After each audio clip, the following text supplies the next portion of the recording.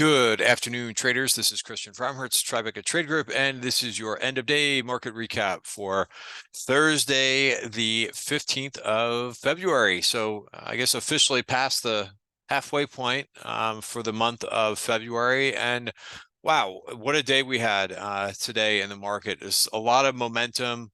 A lot of interesting macro moves that I will go over as well. Always have that macro minute for everybody. And then we'll talk about some of these market moves. A lot of just, again, interesting developments. You could see obviously on your screen that there's a lot more in the green today. It's amazing when we kind of look at where the VIX is right now. Which topped out, I think, around like 1750 the other day and is now back at 14. So, we talked earlier in the week about the possibility of what I kind of refer to as a bout of volatility, like a short-term bout, B-O-U-T, where you get these kind of quick spikes up in volatility and there's really no follow through. And it's just kind of one of those things where the market's priced to perfection and you get a little bit of bad news and the market reacts pretty swiftly to it and it shakes things up a little bit, right? And I'm not going to go over the VIX chart, but it's been a series of lower highs. Now that could change. Again, we always kind of want to think about risk. So I always, in these videos, in case you're not a frequent viewer of them, I always talk about like what the risk is in the market or some things to kind of consider to kind of help you with your risk taking. For example, I sound like a broken record with this because I feel like I've said it so many times, but we know that February is the third weakest month and for the calendar year. So that really hasn't materialized. Month to date, the S&P is up about 4%. The IWM small caps right now are up about 6% for the month. So that is, by the way, I believe, I'm not a seasonal expert, but I read Traders Almanac and what they put out, and I think they're talking about the second half of February is a bit weaker, but we'll see. There's been so much momentum in this market, and there's been so many, I think, good things. The trouble areas that I have been talking about are interest rates and the dollar, and both of them, backed off considerably today. Now tomorrow, right? We are going to get more things that are coming out. Today we had retail sales, right? So let's talk about that. I'll give you I'll try to do in 1 minute or maybe two, the macro minute. But tomorrow we have the PPI report, right? And they're expecting 0.1, which is a lower reading. So that's what we have tomorrow. We're going to get Fed minutes next week, but this could move the market, just like retail sales move the market today, right? And again, like there's no way that, like, in my opinion, I'm not out there surveying retail sales, so I don't know what the number, of course, is going to be. Came in 0.8 versus 0.2. Now, again, right now, this market loves the bad news because everything translates into, whether or not the Fed is going to, the possibility of the Fed cutting interest rates this year. So you get bad news, and what happens?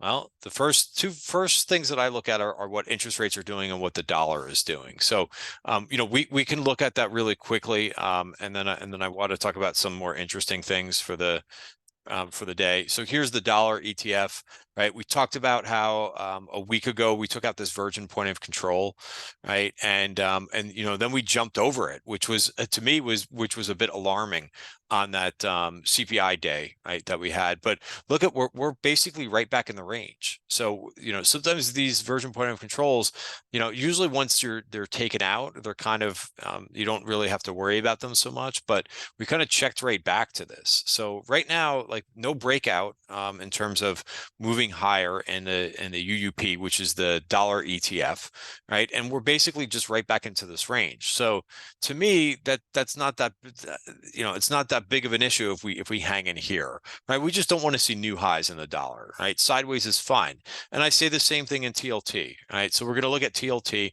Again, you have to kind of get your mind around this because when we look at TLT, it's the inverted between what interest rates are doing. But here we are, and we've got one more day of the week. So I'm not going to say do a victory lap when you have one more day of the week and you're looking at where this is on the weekly chart, a daily chart, but with the value area for the year, right? And if you want to look at this, right, and by the way, so there will be some resistance up here at the bottom of value, but let's go ahead and let's look at it on the weekly chart. I'm really going over the 1-minute macro segment. But here's where we are, which kind of gives it a little bit more a clearer picture. But I want to see this 92.66 hold, right? And then if it does, and this kind of holds in here, then I don't have to talk about what TLT is doing every day, which again, it's not my favorite thing to look at the macro. I'm more of, I'm not trading TLT really. I'm not trading the dollar. I'm just using that for an indicator, right? And speaking of indicator, what's the most important indicator, right? That's price. Right. So again, these things are important to kind of pay attention to, right? So I want to talk about, just get this chart correct, because I think one of the themes for today was just a really strong breath. Right now, I've talked about this before. Right? In fact, I tweeted this out earlier today, just talking about the NYSE and the NASI, which gives you a good sense of like whether more stocks are going up or going down. Right, and right now, this line in the NYSE has been kind of flatlining a little bit. Right, there's been a little bit of a tug of war. Right, some days we don't see as many names go up as they go. Like I look at the 4-week new highs list, right, and that's something that I put out on Substack here. Right, here's our midday note. Right, and by the way, like if you're not signed up for this, please sign up. It's you can get a glimpse. Half of it is free every day. Right, if you want to see my positions and new charts where I'm adding positions, then you have to pay, and it's cheap. It's $40 a month. Right, it's nothing. To get the information, to get, in my opinion, really good information. That's so it's ttgtrading.substack.com. But at the very least, like you could browse, it's for free. And I actually send out right now, I don't know if I'll continue to do this forever, but I send out 3 of these. So what do I do in the morning? I send out important index levels, right? S&P, Qs, IWM, right? And then I talk about one stock that's trading, that has the potential to break out, right, on multiple time frames. I call that the out of the box report. In the middle of the day, what I talk about, I try to like basically give everybody a glimpse and as much information as possible, and you can run through this in about like 45 seconds. Right, so one of the things that I look at is more 4-week new highs versus lows. Right, so it's kind of another measure of breadth than what I just mentioned, the McClellan summation index, which is just telling you basically not new highs or new lows, but whether stocks are going up or down as in terms of overall. Right, so when this line starts to move up, and I think we will get the crossover today. This is not updated for today, but we will get this now above the 10-day moving average. So we've had a couple days where the breadth has been particularly strong. So this should move this up and should give a buy signal for more names going up versus down on this summation index. Now, again, like why is that important? Because it just makes an easier trading environment. Like even if you're not a good trader, have no edge, and you pick 10 names out of a hat, right? You want an environment where 7 of them are going up and 3 of them are going down. Right, when there's poor breadth and it's the other way around, it's much harder to be a stock picker. Okay, so that's why this is important. But another measure of breadth is to look at 4-week new highs or 52-week highs. But there you have it. I mean, look at the areas, right? And I know tech is getting so much attention with SMCI and Nvidia, just going bananas. SMCI over $1,000, but it's really like tech has not been the standout. It's been more things like healthcare, and even though healthcare wasn't really on the list that much today, but it's really been industrials that have been the one that I've seen the most. Financials too are doing really well. So it's kind of interesting that we're seeing just a lot of other areas, and that's been the case now. Again, if you watch my videos regularly, I've been talking about the industrials, healthcare, transports, which are breaking out as well too. So really nice, not much to complain about today in terms of breadth. And yeah, so let me continue to here because I do have like what I think is a pretty good trade idea here. Which is basically, so this is the RSP, right? So it's the S&P, like SPY, or the S&P 500, but instead of market cap weighted, it's equally weighted, right? And what you have here is this is resolving higher. So I find this very interesting, and I find the pattern very interesting because it's kind of an inverted head and shoulders. You can see that I've got a neckline drawn, and price is now breaking above here. So I think that this could continue to push higher. But that means some people like when breadth expands, some people don't. For example, if you're only trading a couple stocks, like if your stocks are Nvidia and SMCI, then you don't care about the rest of the market, right? Because those names have been working really well. If you want to play like a little bit more of a diversified type portfolio and trade different sectors, then absolutely you want an increase in breadth, right? But you have to be careful with this because one of the how I try to kind of prepare a trading room for the day. But I just said I didn't think it was going to be a tech day or a big day in terms of the magnificent 7 or 8, whatever they are, right? And it's funny, the one name that seems to always act as an outlier to the rest of its group is Tesla, right? Tesla goes up when the small caps go up, for the most part, generally, right? But you could see, there's only a couple of them, and we did highlight, and I highlighted in yesterday's video these two stocks, Meta and Netflix, right? I thought that they looked the best out of the group, but you could see it was not in every, it was not these stocks that were completely green because when the dollar goes down and rates go down as well, people begin to get their money out of some of these safety type plays. Safety plays because a lot of them have a lot more cash than some of the other areas of the market. So you do begin to see a little bit of a rotation out of these and into some other areas. Well, what other areas, right? Well, look at energy stocks were up, and look at how much value outperformed growth for the day, up 1.2% versus 0.2. So if you could slice it that way, value versus growth, but you could also slice it a few different other ways too. So let me just continue with this thought. But the banks were super strong. Metals and mining was very strong. Look at this stock. And this is a member. I've had this name in the TTG trend portfolio for a good number of months. But this is Reliance Steel and Aluminum. This had a huge move today, right? Really, really nice move today, and for a steel and aluminum stock to be up as much as it was today. So really nice earnings gap that will go on our earnings gap list, and impressive. So we can kind of go through and we can look at a couple other sectors, but XLF. Now I believe this took out a Virgin point of control, although I don't see it right this second. But nice move. This is we're at highs here for XLF. Right. I know I've been talking a lot about the industrials, but they continue to chug along, right, on really good breadth within the sector. I've been talking a lot about transports, right? They moved higher, right? So just to kind of look at some of these sector ETFs first. I mean, now again, they kind of, I feel like they cheated a little bit with this ETF because they did put Uber, and I believe Lyft is in this ETF too. So, which I think it is. It's not really cheating. I think Uber should be in this ETF. But normally when you think transports, you think rail names, truckers, and airlines, but they did put those names in there too. All right, so that's IYT. Next, I was going to talk a little bit about what healthcare is doing. XLV back out to new highs. Again, I've talked a lot about this chart since we started the year and the possibility of a breakout. Look at what you have going on here, right? So very impressive. Look at the trend on the weekly, so very nice to see healthcare. And again, people neglect, even if you're trading options, they are so cheap in XLV, right? It's just such an easier trade, in my opinion, right? The implied volatility is so much less than the overall market. And when it gets going, it could really get going and trend very nicely.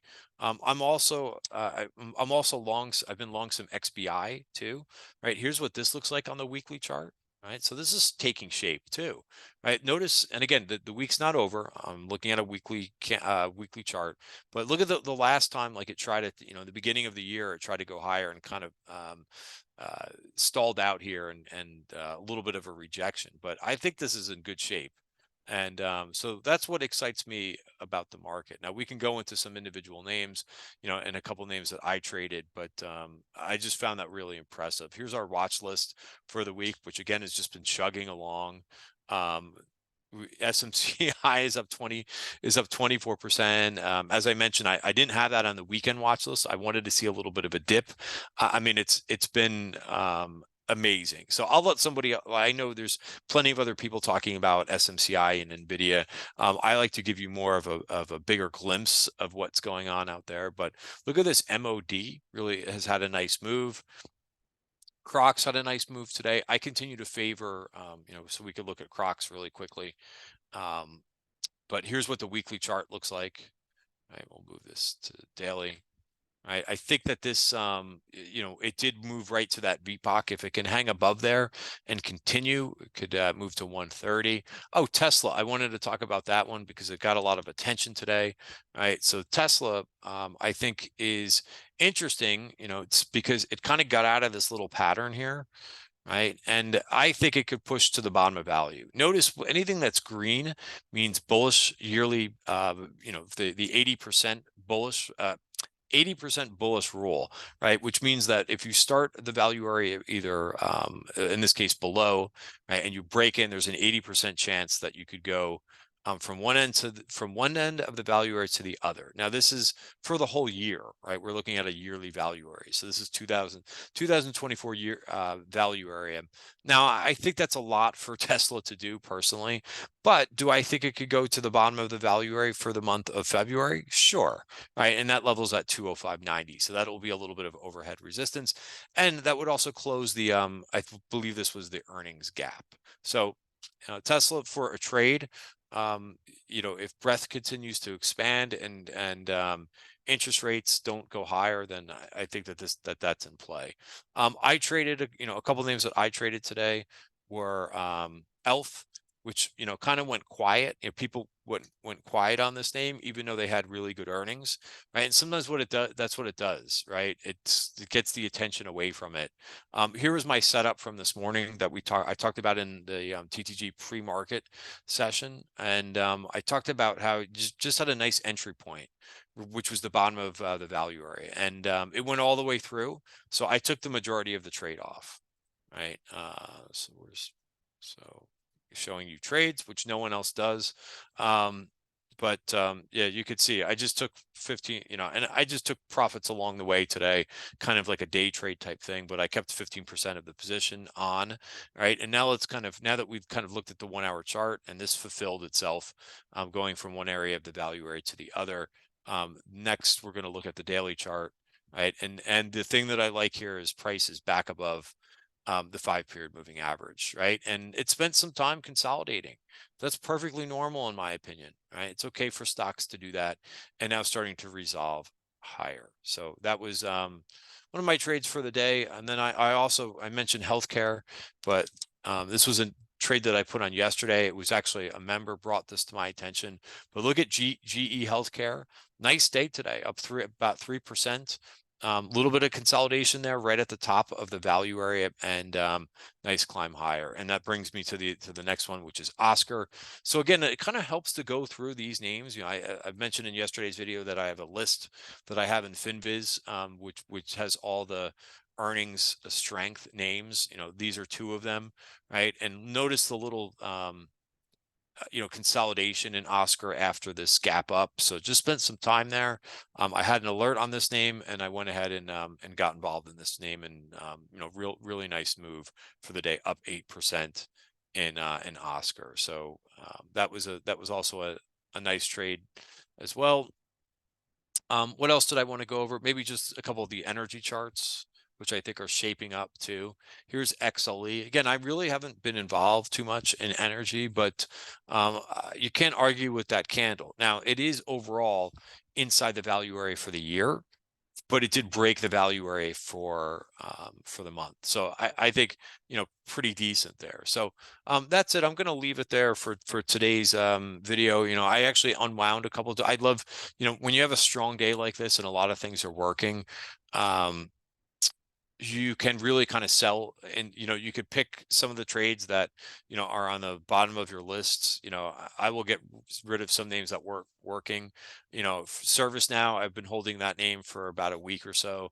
I hit 2 targets much higher, but just decided to take the last piece off, right? And so on and so forth. But that's it for today's video, guys. I think the financials, I'm not going to review the financials charts too, but I think that there's a couple of them that are really interesting. Guys, have a great night, and I'll see you tomorrow.